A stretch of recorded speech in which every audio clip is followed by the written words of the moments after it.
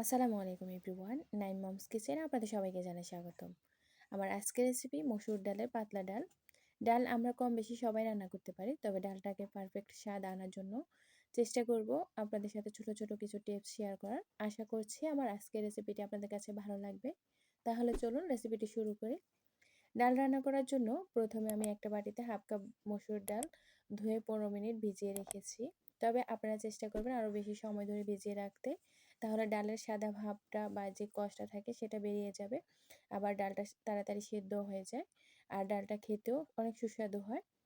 ডালটাকে ভালো মতো ধুয়ে পানি ঝরিয়ে নিয়েছি। এবার আমি ডালটাকে একটা প্যানে দিয়ে দিচ্ছি পরিমাণ মতো পানি।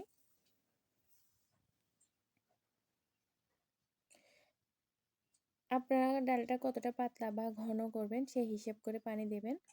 আমি ডালটাকে বেশি ঘনও করব না, আবার বেশি পাতলাও করব না।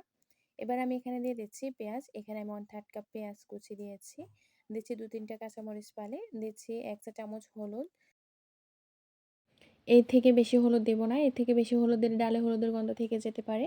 দিয়ে দিচ্ছি 1 চা চামচ লবণ, পরে লবণটা আবার চেক করে দিব। সব কিছু ভালো মতো মিশিয়ে এবার আমি ডালটা ঢেকে চুলার হিটটা মাঝারিতে রেখে ডালটা সেদ্ধ করে নেব। চুলার হিট এর থেকে আর বেশি বাড়ানো যাবে না, এতে করে ডালের পানিটা দ্রুত শুকিয়ে যাবে। ডালটা মিডিয়াম হিটে সিদ্ধ করে নিয়েছি প্রায় 20 মিনিটের মতো। এখন আমি ডালটাকে চেক করে নিচ্ছি ডালটা সেদ্ধ হয়েছে কিনা। একটা হাত দিয়ে চেপে আপনাদেরকে দেখিয়ে দিচ্ছি। আমার ডালটা সেদ্ধ হয়ে গেছে। আপনাদের আরও কম বেশি সময় লাগতে পারে সেদ্ধ হতে। এবার আমি ডালটাকে একটা ঘুটনি দিয়ে ঘুটে নিচ্ছি।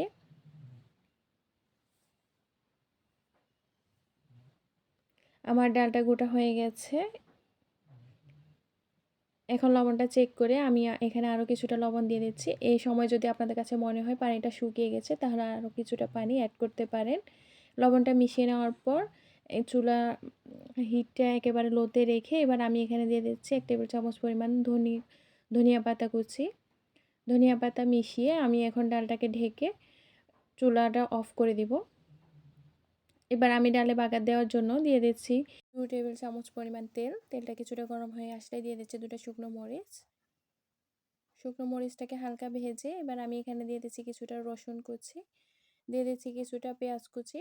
তবে আপনারা চাইলে এখানে হাফ চা চামচ আস্ত জিরাও দিতে পারেন। আমি যেহেতু ডালে ধনিয়া কুচি দিয়েছি তাই আর জিরা ফোড়ন দিচ্ছি না। এগুলোকে মুচমুচে করে আমি ভেজে নিচ্ছি।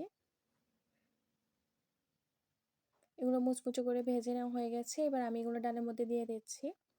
আশা করছি আমার আজকের ভিডিওটি আপনাদের কাছে ভালো লেগেছে। আর ভালো লাগলে প্লিজ আমার চ্যানেলটি সাবস্ক্রাইব করে পাশে থাকবেন। আর আমার ফেসবুক পেজটি ফলো দিয়ে রাখবেন। তো বিদায় নিচ্ছি আজকের মতো। ভালো থাকবেন সবাই। আসসালামু আলাইকুম।